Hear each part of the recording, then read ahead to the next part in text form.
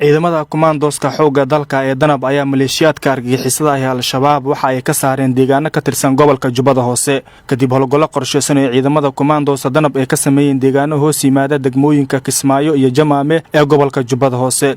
kumaandooska ayaa howlgalkan kula wareegay tuulooyinka Xawaaljiri, Barsani, Yaaq Bishaar, Cusbo kuwaas oo gabi ahaanba maleeshiyaadka laga saaray. deegaanada ciidanka danab ay la wareegeen ayaa shacabka ku dhaqan waxay dhibaatooyin kala duwan maleeshiyaadka argagixisada ugu geysan jireen halkaasi.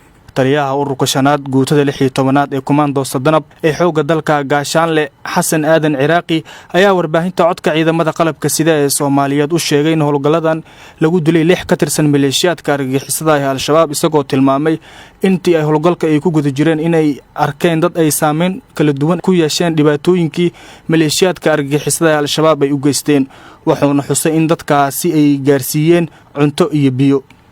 عرفات أحمد نور ورباهين تعطك عيدا مدى قلب كسيدة الصوماليات قبل كجباد هوسي.